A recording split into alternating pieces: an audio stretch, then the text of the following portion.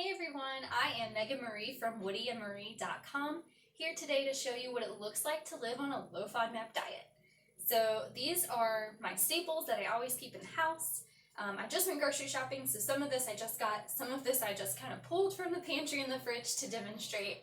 But I want to talk about what things that I typically eat and how I live on this diet that is sometimes really restricting. I like to stick to whole foods, so that's going to be fruits, vegetables, whole grains, and meats.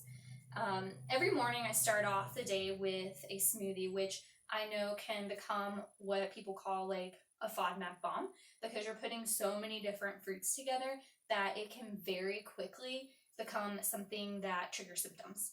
But if you measure things carefully, and you're like me and you like to stick to the same thing every day, then it's not too difficult to stick to a safe smoothie. I always have bananas in the house. They have to be super green, so I always have to pick them myself. I love to do Walmart grocery pickup because it's free, but I do not let anybody pick my bananas. I have to go into the store to do that, because as soon as they start to get the brown spots on the side, so they turn really yellow and they get brown spots, then their FODMAP content is too high and they're no longer safe.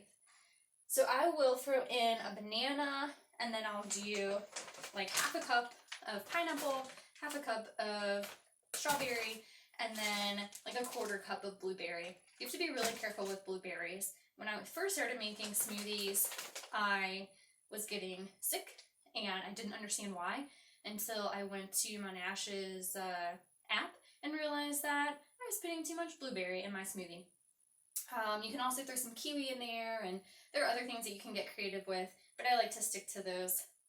I also like to include veggies, so that's going to be 100% carrot juice, no FODMAPs there, and sometimes I'll throw in some spinach, but you have to be careful with the fiber content of that. Also, every day, I try to throw in some snacks. So I typically will do like sunflower seeds, but I always measure these out because you can go over your FODMAPs here. Sometimes I'll do pumpkin seeds as well, but you have to be careful because sometimes they can be really oily. And so sometimes I'll just get the raw ones that aren't roasted or aren't salted. You can find some that are roasted and salted that don't have a lot of oil, but just be really careful and measure those out as well. Sometimes I'll even have edamame, but again, you have to be really careful with the amount that you eat. Cheese is another thing. I have Cabot cheese, Tillamook cheese. The things that they have in common are that they are FODMAP safe, and that is because of the way that they're made. So first of all, they're cheddar, so they're hard cheeses. That's one plus.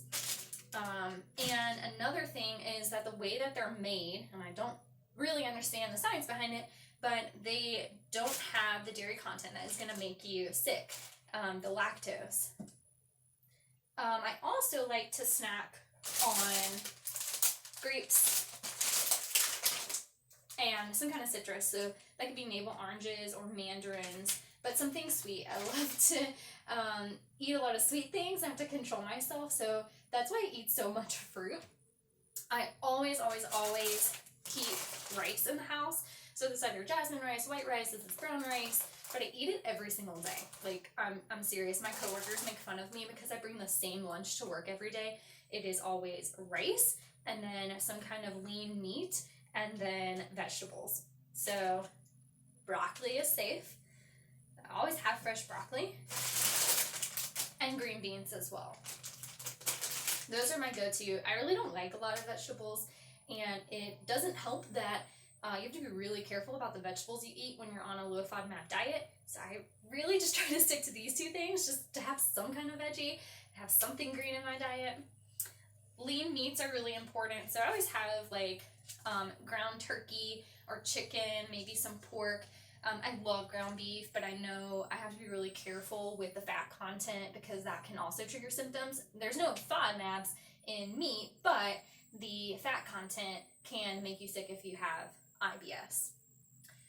I can't drink soda, and I don't drink coffee, and so what I will do, just to have something different, or on like a cold day to have, something warm, I always get green tea and make sure that it's decaf. A few other staples. I love Wishbone's balsamic vinaigrette. It is FODMAP safe, and you can marinate chicken with this, or pork. It's really good. You can also obviously use it as a salad dressing, which I also do. I love to keep peanut butter and strawberry jam. So these are, I think everybody has this in their house. It's a huge staple for anybody, especially if you have kids. But you have to be careful with this too. Peanut butter, because nuts can have high quantities of FODMAPs when you get to a certain amount. You have to be careful with how much you can eat. But I get Smucker's All Natural because it doesn't have any added sugar. Not that that's a FODMAP problem, but I just like to be health conscious. And then Welch's Natural Strawberry Jam. So first of all, it doesn't have high fructose corn syrup, which you have to watch out for because that can trigger symptoms. But the other thing is you have to think about the fruit that you're getting. So I always just stick with strawberries because I know that that's safe. A few other things that I think everybody probably has in their house. Baked potatoes. I mean, those are safe and filling. And then gluten-free pasta. You can find this anywhere pretty much. There are different types, so just be careful with what you actually are buying. Oh my gosh. Gluten-free Bisquick saved my life. So you can make pancakes and waffles, obviously, but also they have a recipe on the side for biscuits. Wow. And I love to throw other things in there, like I'll put cheese and some spices. You have to be careful with the amount of butter or shortening that you put in there, but besides that, it has really saved dinner for me sometimes when I'm just like really craving some kind of bread. Speaking of bread, sometimes I have to go to multiple stores to get things. So bread is one of them. I go to Lowe's Foods because we live in North Carolina, so there's a Lowe's Foods on like every corner. This is sourdough bread. And the thing that makes sourdough bread special is when it's made right, it actually cooks out the FODMAPs. You have to be careful though, because I have tried fresh, quote unquote fresh, sourdough bread from other stores, and it has made me sick. But so far, Lowe's Foods from their bakery, they have two different kinds. So they have this one, this loaf is like $2, and they have a bigger one that actually is much fresher because it goes bad quicker. And that one's $5, and it's really, really good. But this one is most readily available, so I always grab that. The last thing that I'll talk about is almond milk. Love almond milk. I can cook with it. I can bake with it. And I can use it for cereals and smoothies and whatever else. So I always have like almond milk in the house. And then the last thing is I can't consume soda. I know it's because of the high fructose corn syrup, but even sodas that don't have high fructose corn syrup, but they do have caffeine, make me so sick. So I don't think I've drank soda for about 2 years, and I really don't miss it because I will always keep seltzer in the house and 100% pure cranberry juice and do a splash of that in seltzer, and has really saved me from going insane. But yeah, so that's pretty much what it looks like to live on a low FODMAP diet. I'll do another video where I talk about some of my indulgences.